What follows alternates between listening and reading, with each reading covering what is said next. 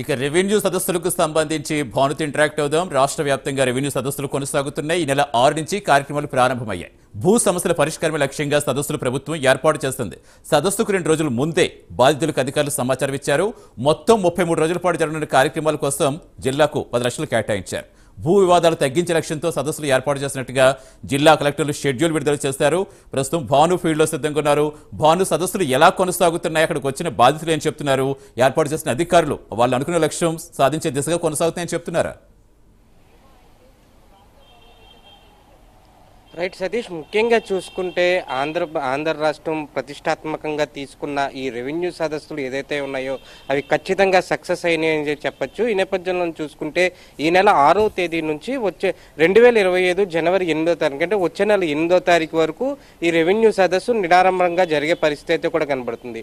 మొత్తం 33 రోజులు జరిగే ఈ సదస్సులో భాగంగా ఎవరైతే ఆక్రమణకు గురైన భూములు ఎవరైతే ఉన్నారో, లేకపోతే అడంగల్లోకి వెళ్ళిన భూములు అయితే ఏమి ఉన్నాయో, రెడ్లోకి వెళ్ళినవి కానీ లేకపోతే గ్రీన్లోకి వెళ్ళిన భూములు ఏదైతే ఉన్నాయో వాటన్నిటినీ కూడా తక్షణ పరిష్కార దిశగా కూడా రెవెన్యూ అధికారులు అంటే దీంట్లో భాగంగా ప్రతి గ్రామంలోనూ ప్రతి మండలంలోనూ ఈ సదస్సు నిర్వహించడం వల్ల అక్కడ ఉన్న లోకల్లో ఉన్న సమస్యలు అంటే దూర ప్రాంతాల కంటే ప్రతి ఒక్కళ్ళు కూడా కలెక్టర్ ఆఫీస్కి వచ్చి లేకపోతే ఆర్డీ ఆఫీస్కి వచ్చి లేకపోతే ఎంఆర్ ఆఫీస్కి వచ్చి వాళ్ళ బాధను వెలగొట్టుకునే విధంగా ఇబ్బంది పడుతున్నారన్న నేపథ్యంలో కూడా గ్రామ సదస్సులు వాళ్ళ దగ్గర ఏర్పాటు చేయడం మరియు అక్కడ ఏర్పాటు చేసింది అంటే బై హ్యాండ్ తీసుకోవడం లేకపోతే ఆన్లైన్లో అంటే వెబ్సైట్ ద్వారా కూడా వాళ్ళ ఫిర్యాదులను తీసుకునే పరిస్థితి కూడా ఇక్కడ కనబడుతూనే ఉంది. ముఖ్యంగా మనం చూసుకుంటే దీంట్లో భాగంగా ఏదైతే ఈ సదస్సులు ఏదైతే ఉన్నాయో వీటిలో భాగంగా గత ప్రభుత్వంలో అంటే 2019 నుంచి 2024 వరకు జరిగిన వైఎస్ఆర్సీపీ గవర్నమెంట్లో చాలా భూములు కబ్జాలకు గురైనవి అని చెప్పిన, చాలా భూములు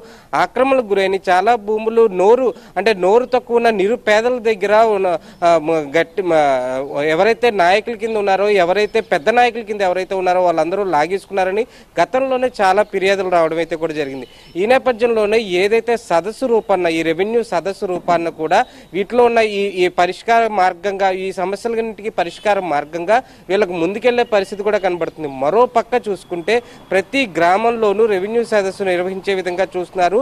పలానా గ్రామం రేపు అనగా వాళ్ళకి 2 రోజుల ముందు ఇంటిమేట్ చేయడం, ఆ ఊర్లో అంతా టంకు వేయడం, పలానా టైంలో ఈ సదస్సు నిర్వహిస్తున్నాం ఎవరికైనా సమస్యలు ఉంటే ఇక్కడ రావచ్చు అని చెప్పని ఇంటిమేషన్ చేసే ప్రక్రియ కూడా ఇక్కడ చేస్తున్నారు. ప్రతి ఒక్కరికి అవేర్నెస్ తీసుకొస్తున్నారు.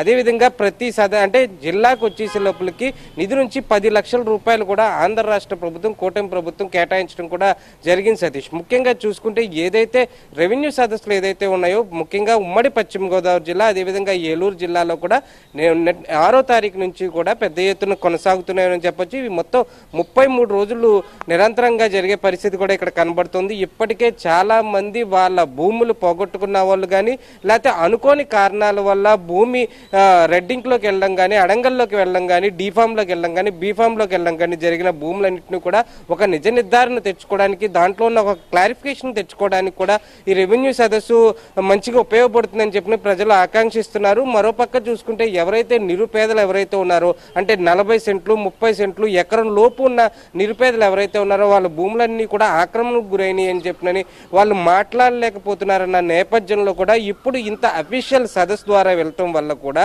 ఇది మంచిగా ఉపయోగపడుతుందని చెప్పినట్టు ప్రజలు ఆకాంక్షిస్తున్నారు. మరోపక్క చూసుకుంటే ఏదైతే గ్రామంలో ఈ రోజు రెవెన్యూ సదస్సు జరుగుతుందో అక్కడ ఎన్జిఓస్ని ప్రజాప్రతినిధుల్ని ఎంఆర్ఓ స్థాయి అధికారులు వీళ్ళందరినీ కూడా అక్కడ ఆహ్వానించడం కూడా జరుగుతుంది.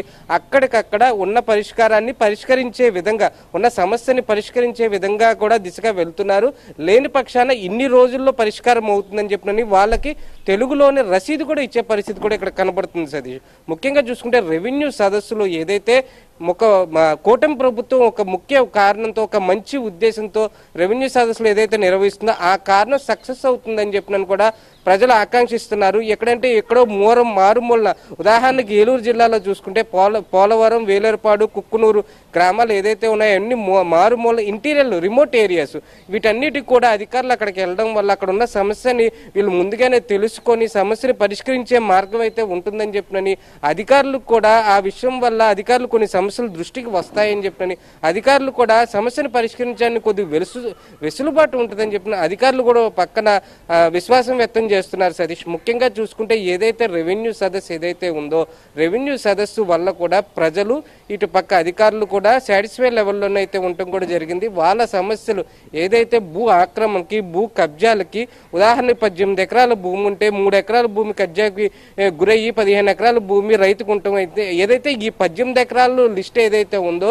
దాన్ని గవర్నమెంట్ లిస్టులోంచి అదేవిధంగా గవర్నమెంట్ రికార్డ్స్లోంచి కూడా ఎంతవరకు ఉంది, ఏ విధంగా అయితే ఉంది, ఎంత పరిణామంలో ఉంది, ఎంత పరిమితిలో ఉంది అన్నదంతా కూడా డీటెయిల్స్ అన్ని కూడా ఈ రెవెన్యూ సదస్సులో వచ్చే పరిస్థితి అయితే కనబడుతుంది. ముఖ్యంగా రెవెన్యూ సదస్సు ముఖ్య ఉద్దేశం ఖచ్చితంగా సక్సెస్ అవుద్దని చెప్పొచ్చు Satish. Right, thank you Bhanu.